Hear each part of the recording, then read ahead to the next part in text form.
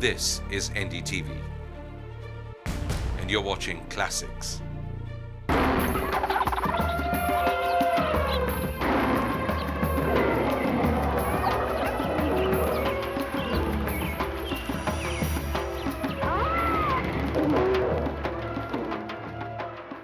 Hello and welcome to Born Wild, the show that takes you to the heart of wild India. It takes you up close and personal to some of India's most endangered animals and the people who help them fight for their survival. In today's episode, we're going to take a look at the tiger, India's national animal, the pivotal point of all our conservation programs. It was with the realization that the tiger was disappearing from our land that conservation began in a big way in India. If today so many forests are being protected and if so many other animals have come under the umbrella of protection and conservation, it is thanks to the tiger. So come with us as we tell you the story of the tiger.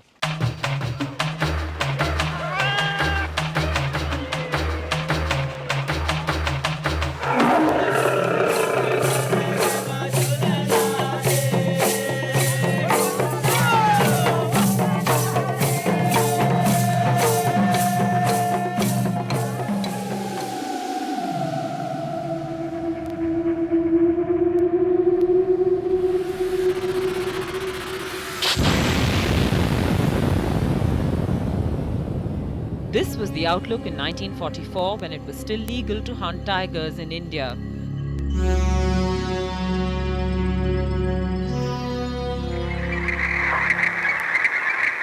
A ban on hunting was introduced in 1960 when it became clear that the tiger population in the country was under direct threat. But it was not until 1973, with the advent of Project Tiger, that the tiger, the world's largest feline predator, became the most protected animal in the country. Initially, Project Tiger began with 9 parks, 14 more were to be added later. In the initial years, it seemed like a great success. Tiger numbers seemed to be up. Forests were thriving with the tiger's prey base, the deer. Rivers and lakes were full, and the tiger was the national animal. Soon numbers upwards of 3,000 were being quoted as the number of tigers in the country.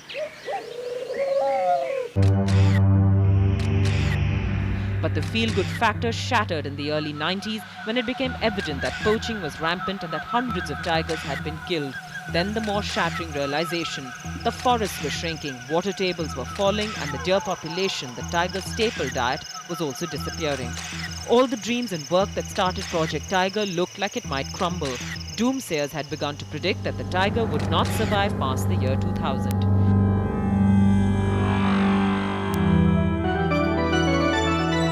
But here we are in 2004, and the tiger populations are adequate if not healthy. But a valuable lesson had been learnt. There would be no resting on laurels, and the tiger's world is a fragile one, and every day has to be spent in protecting it.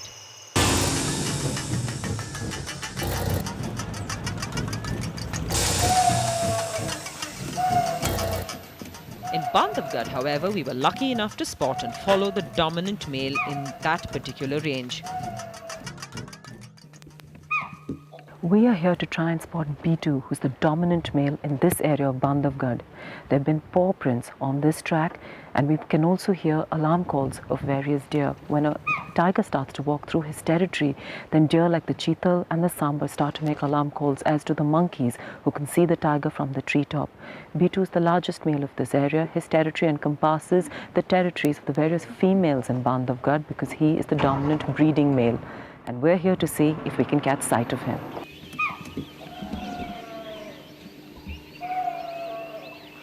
Tigers are essentially solitary animals. Cubs stay with their mother until they are about 2 years of age. A female tiger will come into heat only after her cubs leave her. So a female will come into heat about once every 2 years if all goes well. The dominant male, like B2, makes his territory according to 3 factors. 1, the availability of food. 2, the availability of water. And thirdly, the availability of female tigers. B2's range takes him through the territories of 3 females in this range of Bandhavgarh. Even if there are 50 tigers in a given place, only a few of those 50 are breeding animals. Essentially, all the females, once they reach maturity, come into heat and can give birth. But it's very few males that are the breeding males. It is the breeding male who takes over a particular territory, while the other males are just transient animals. The breeding male also reserves the right to mate with all the females in his territory, protecting them and challenging any other male who might want to move in. In this way, the strongest male is always the dominant one in an area, ensuring the best genes are carried forward.